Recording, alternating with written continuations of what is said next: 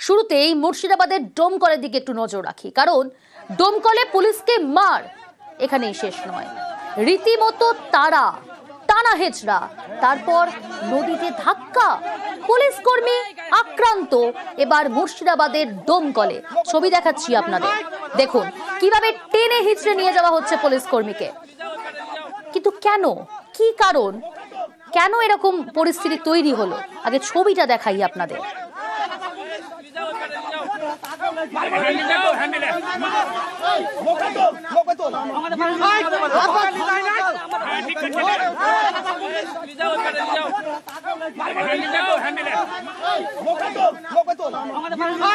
দেখাচ্ছি সেই ছবি, পুলিশ কর্মীকে তাড়া করে মার, টেনে হিঁচড়ে নিয়ে যাওয়া হচ্ছে, তারা খেয়ে নদীতে পুলিশ। কাকু ওদিকে যাবেন না, ওদিকে যাবেন না। মদ খাইছে, মদ খাইছে, ভিডিও করো, মদ খাইছে, মদ।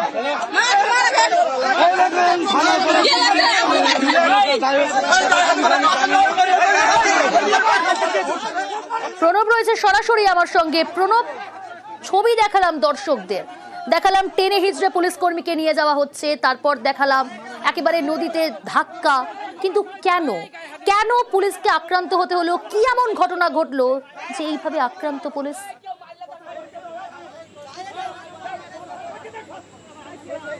দেখো, ডোমকল থানার পুলিশ একটি গোপন সূত্রে খবর পায় যে ভৈরব এবং জলঙ্গি নদীর ঘাটে যে তোমার মুক্তারপুর ঘাট রয়েছে, তারই পাশে একটি জুয়ার বোট চলছে এবং বেশ কয়েকজন যুবক জুয়া খেলছে। সেই খবর পেয়েই কিন্তু ডোমকল থানার পুলিশ তার ফাঁড়ি থেকে একটি দল সেখানে যায় এবং পুলিশ যখন তাদেরকে তাড়া করে তখন 3 জন পালিয়ে যায় আর এক যুবক এই ভৈরব জলঙ্গি নদীর মধ্যে ঝাঁপিয়ে পড়ে। তারপরে কিন্তু সে নিখোঁজ হয়ে যায়। তারপর পুলিশ কিন্তু পালিয়ে যায় ওই যুবককে উদ্ধার করার বদলে। এরপরে স্থানীয় যে গ্রামবাসীরা, এলাকাবাসীরা, তারা কিন্তু ক্ষিপ্ত হয়ে ওঠে। তারপরে এক পুলিশকে তোমার ধরে ফেলে এবং তাকে রীতিমতনভাবে হেনস্থা করা হয়, ধাক্কাধাক্কি মারা হয় এবং জলের মধ্যে ফেলেও দেওয়া হয়। তারপর তাকে উঠিয়েও তারপর বিভিন্নভাবে হেনস্থা করে। তারপর সেই খবর পেয়েই ডোমকল থানার থেকে বিশাল পুলিশ বাহিনী এবং নওদা থানা থেকে বিশাল পুলিশ বাহিনী গিয়ে সেই পুলিশ কর্মীকে উদ্ধার করে। তারপরে কিন্তু পুলিশ ওই ব্যক্তির খোঁজে কিন্তু তল্লাশি শুরু করে। বহরমপুর থেকে ডুবুরি নামানো হয় এবং এখনো পর্যন্ত কিন্তু তল্লাশি চলছে। এবং শুধু এ নয়, তোমার যাতে ওই যুবকের দেহ তাড়াতাড়ি উদ্ধার হয় সেই কারণে কৃষ্ণনগর থেকেও খবর দেওয়া হয়েছে এবং সেখান থেকেও ডুবুরি আসে এবং ডুবুরি নেমে কিন্তু তল্লাশি চালানো হচ্ছে। এবং গ্রামবাসীদের অভিযোগ যে পুলিশ কিন্তু ওখানে তারা গিয়েছিল এবং এই যুবকের বাড়ি হচ্ছে নওদার দুর্লভপুরে এবং সে কিন্তু কোনো রকমভাবে জুয়া খেলে না বলে কিন্তু পরিবারের দাবি। যদিও পুলিশের পক্ষ থেকে দাবি করা হচ্ছে সেখান থেকে ওরা যে জায়গায় জুয়া খেলছিল সেখান থেকে 4700 টাকার মতন উদ্ধার করা হয়েছে এবং একটি বাইকও উদ্ধার করেছে এবং তাদের বিরুদ্ধে স্পেসিফিক কেস করা হয়েছে। যদিও এই যুবকের দেহ খোঁজে আর কি এখনো পর্যন্ত তল্লাশি চালাচ্ছে পুলিশ প্রশাসন। বেশ,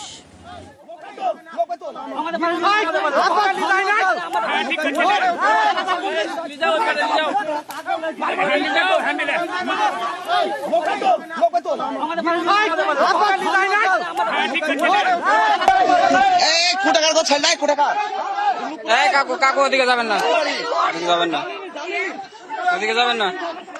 মদ খাইছে, মদ খাইছে, ভিডিও করো, মদ খাইছে, মদ।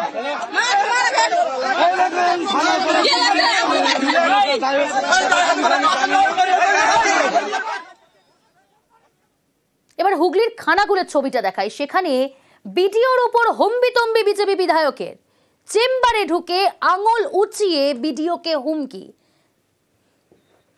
ছবিটা দেখুন, শুনুন আপনারা। আমি আপনার সাথে কথা বলছি না, ইমেলে উনি সবার সাথে কথা বলেন। আমি তো কথা বলবো সবার সাথে, কিন্তু আমি যখন আপনার সাথে কথা বললাম আপনি কি ভাষায় কথা বললেন? কি ভাষা? হ্যাঁ, আপনি বলেন দিদির ছবি নিয়ে ঘুরছে। হ্যাঁ, দিদির ছবি নিয়ে ঘুরছে। আপনার দিদির ছবি নিয়ে ঘোরার কাজ নাকি? বলা যায় কি? বলা নেই। আপনি প্রধানমন্ত্রীর ছবি নিয়ে ঘুরুন। আপনার এখানে প্রধানমন্ত্রীর ছবি লাগানো নেই কেন? 100 বার মাথায় নিয়ে ঘুরুন। উনি আমাদের এক্সিকিউটিভ হেড, 100 বার ঘুরবো। ঠিক আছে, ঘুরুন, 100 বার ঘুরবো। কাজটা তো আপনাকে দেখাতে হবে। কাজ আমি করেছি, কি কাজ সব জায়গায় পাঠিয়েছি। কি কাজ করেছেন বলুন? কি আপনার ওই পোলের ওখান থেকে মানুষ আসতে পারছে না, মাঝখানটায় কাদা ছিল, ঠিক আছে, শেষে আমি ফেলানোর ব্যবস্থা করি। আপনি ফেলেছেন সাহেব? আরে আমি ফেলছিলাম, আমার গাড়িও গিয়েছিল, শেষে গাড়ি ঘুরে চলে গেছে। ওটা আমি পাঠিয়েছিলাম। ওসব দেখাবেন না আমাদের। আপনাকে বলছি কাজ করুন, সম্মানটা যেন থাকে না। আপনার আপনার সঙ্গে আমার আসতে পারি, আমার executive chief executive of the state কে নিয়ে কোর্ট আনকোর্ট কোনো কথা বললে আমি মানবো না। আচ্ছা, তাতে আমায় চলে যেতে হলে কালকে চলে যাবেন। চলে যাবেন? চলে যাব। নিশ্চিত যাবেন? চলে যাব। নিশ্চিত যাবেন? আমার দায়বদ্ধতা আছে মানুষের কাছে। ঠিক আছে, আপনার কাছে আমার কোনো দায়বদ্ধতা তখনই থাকবে যখন আপনি আমাকে দায়বদ্ধ করবেন। শুভদীপ রয়েছে সরাসরি আমার সঙ্গে। শুভদীপ, কেন হুমকি? এইভাবে চেম্বারে ঢুকে বিডিওকে হুমকি দিচ্ছেন বিজেপি বিধায়ক, কি কারণ মূলত? এবং কাজের খতিয়ান কি এইভাবে নেওয়া হয়, যেখানে প্রকাশ্যে হুমকি, চেম্বারে ঢুকিয়ে আঙুল উঁচিয়ে রীতিমতো হুমকি দেওয়া হচ্ছে?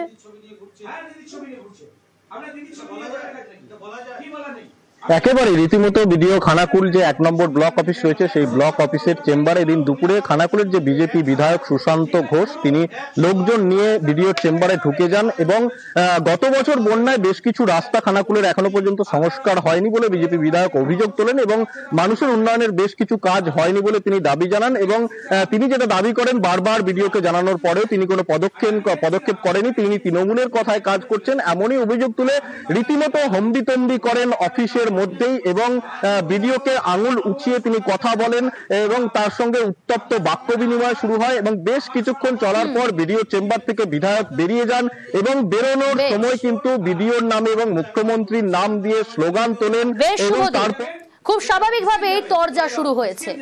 হেনস্থা করলে কি যায় আসে? আমাকে হেনস্থা করলে তো কোনো অসুবিধা নেই বিনা কারণে। প্রত্যেকটা কাজের বিভিন্ন স্তরে আছে, সেটাকে শুনতে হবে। উনি যদি আজকে একটা 14 কিলোমিটার রাস্তা চাইতে এসে টেবিল চাপড়ান, 14 কিলোমিটার রাস্তার যে প্রথা রয়েছে 1 কিলোমিটারের নিচে হলে ভিডিও দেখতে পায়। জানেন কি জানেন না আমি জানি না, উনি তো বিধায়ক, উনি জানবেন না কেন? মানে এরকম ব্যবহারই আমি ওনার কাছে সবসময় পেয়ে আসছি।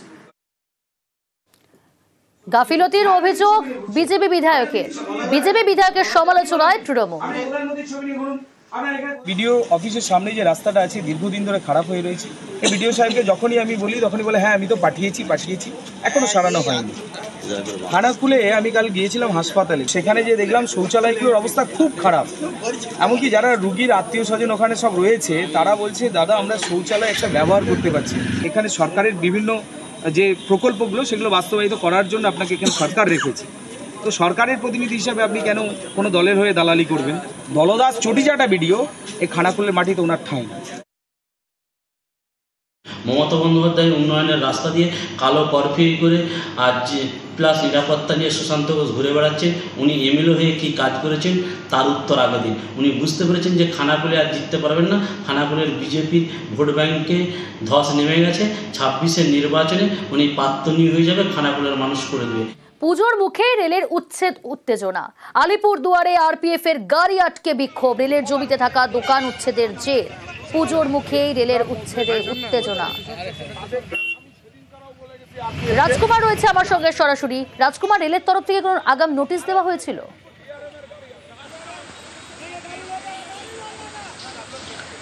দেখো, রেলের তরফ থেকে যাদেরকে উচ্ছেদ করা হয়েছে তাদের কাউকে নোটিশ দেওয়া হয়েছিল, আবার কাউকে নোটিশ দেওয়া হয়নি। বেশিরভাগ মানুষদেরই এই নোটিশ দেওয়া হয়নি বলে অভিযোগ উঠেছে।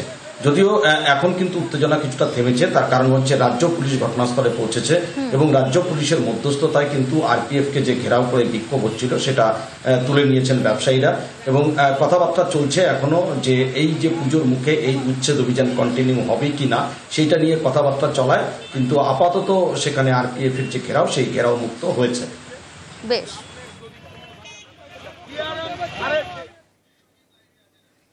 আন্তর্জাতিক সোনা পাচার চক্রের পর্দা ফাঁস। 6 কোটি 30 লক্ষের সোনা সহ গ্রেফতার 2। কিন্তু কিভাবে এই পর্দা ফাঁস হলো আরো ডিটেল জানাবে বিশ্বজিৎ রয়েছে আমার সঙ্গে। বিশ্বজিৎ,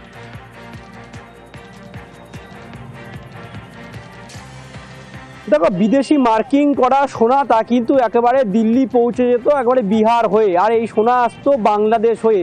এই সূত্র ছিল কিন্তু ডিআরআই এর কাছে এবং সেই মতো ডিআরআই আধিকারিকরা প্রথমে কিষানগঞ্জে কিন্তু দুজনকে জেরা করে এবং তারপরে কিন্তু আরও 2 জনকে হদিশ পায় এবং তাদের কাছ থেকে প্রায় 48 পিস সোনার বিস্কুট উদ্ধার করা হয়, যার ওজন ইতিমধ্যে প্রায়, যদি আন্তর্জাতিক বাজার দেখা যায়, প্রায় 6 কোটি 30 লক্ষ টাকা।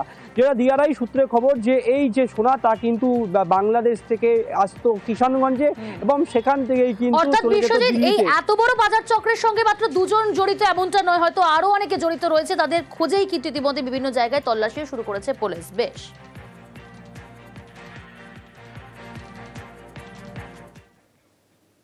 মালদার কালিয়াচকে মাদক চক্র ফাঁস, বাজেয়াপ্ত 40 কোটি টাকার brown sugar, 39 KG brown sugar সহ গ্রেফতার 3।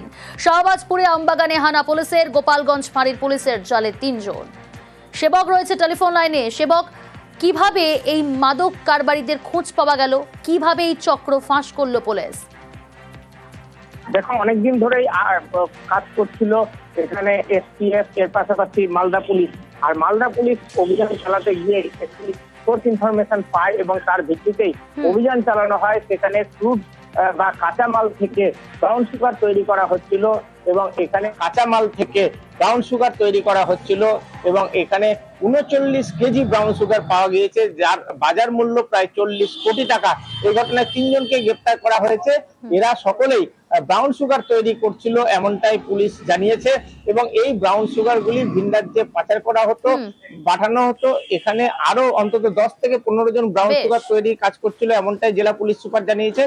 ধৃতদের জিজ্ঞাসাবাদ করে বাকিদের নাম জানানো হচ্ছে। সাম্প্রতিককালে সবচেয়ে বেশি পরিমাণ এটা উদ্ধার।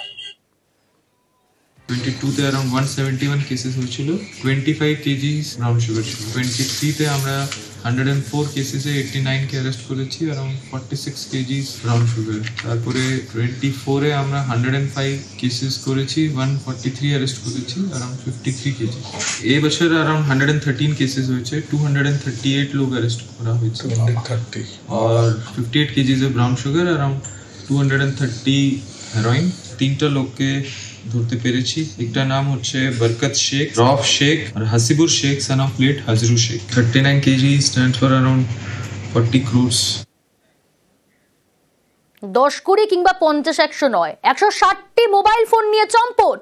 বাসন্তীর বাসিরাম বাজারের দোকান থেকে মোবাইল লুট, রাতে দোকানের পিছনের দেওয়াল কেটে ঢুকে লুটপাট। আমার সঙ্গে রয়েছে অনুপ বিশ্বাস। অনুপ, এই ঘটনায় কাউকে গ্রেফতার করতে পেরেছে পুলিশ এখনো পর্যন্ত?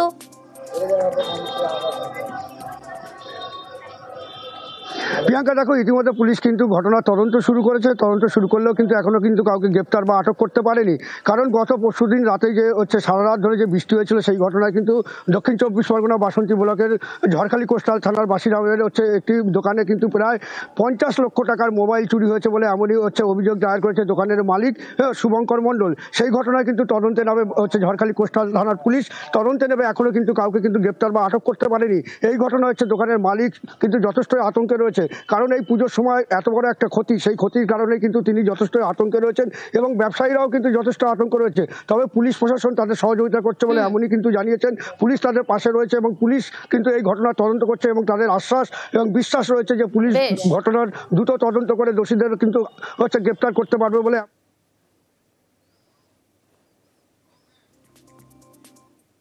শিলিগুড়ির দিকে নজর রাখি। শিলিগুড়ির ঘটনা, গত জানুয়ারিতে হোটেলে আটকে রেখে ধর্ষণ করা হয়, অপহরণ তারপর ধর্ষণ।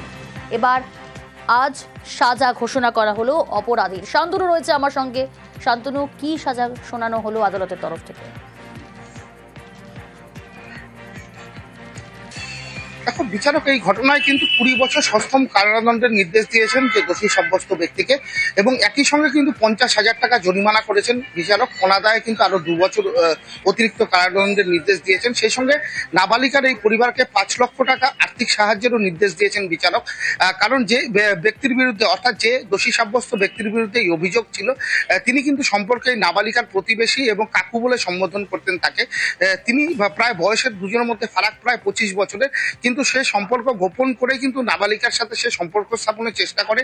নাবালিকা জেনে যাওয়ার পর কিন্তু ফুসলিয়ে তাকে কিন্তু মিথ্যে কথা বলে নিয়ে আসে শিলিগুড়িতে এবং সেখানে রেখে 2 দিন ধরে কিন্তু তাকে ধর্ষণ করা হয়। পরবর্তীতে যখন তার মেয়েটিকে অন্যত্র নিয়ে যাওয়ার চেষ্টা করছিল, সেই সময় কিন্তু ধরা পড়ে গিয়েছিল অভিযুক্ত এই ব্যক্তি।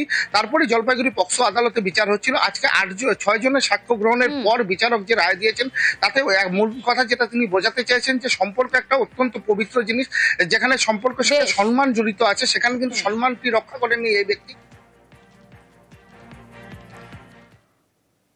হুগলির বলাগড়ে সেখানে পুকুরে বিষ, মাছ চাষে লক্ষ লক্ষ টাকার ক্ষতি। লিজের পুকুরে বিষ দেওয়ার অভিযোগ। সোমনাথ রয়েছে আমার সঙ্গে। সোমনাথ, কারা এরকম পুকুরের মধ্যে বিষ ঢাললো, কাদের বিরুদ্ধে অভিযোগ?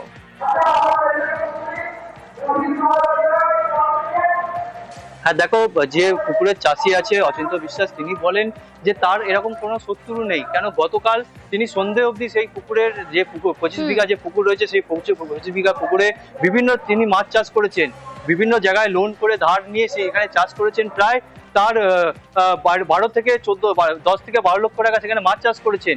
কিন্তু এই যে কারা এই বিষ মিশিয়ে দিল পুকুরের জলে, তারপরে এই এত মাছ মারা গেল, তাতেই তিনি মগরা থানা এবং পুলিশকে বিষয়টা জানিয়েছে। পুলিশ তদন্ত করে দেখছে এর পেছনে কারা রয়েছে।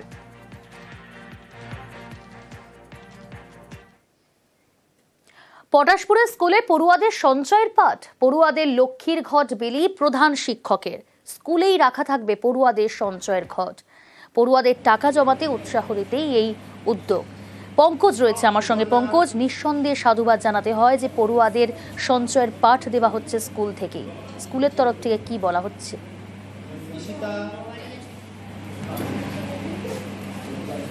দেখো প্রিয়াঙ্কা, একেবারে পটাশপুর থানার ইটাচনা প্রাথমিক বিদ্যালয়ের যেখানে স্কুল পাঠের পাশাপাশি যেখানে স্কুলের ছাত্রছাত্রীদের সঞ্চয়ের পাঠ তুলে দেওয়া হচ্ছে, যেখানে লক্ষ্মীর ভাঁড় তাদের হাতে তুলে দেওয়া হচ্ছে। তাদেরকে পুজোর মরশুমে যারা ছুটি পাবে, যেখানে আত্মীয় পরিজনরা তারা কিন্তু যে টাকা পয়সা দেবে স্কুলের ছাত্রছাত্রীদের, তারা ফার্স্ট।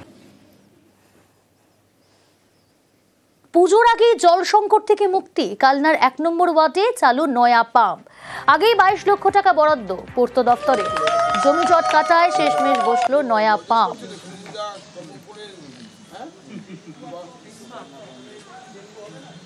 নবকুমার রয়েছে আমার সঙ্গে। নবকুমার, নিউজ 18 বাংলায় খবরের যে তারপরে চালু হলো নয়া পাম্প।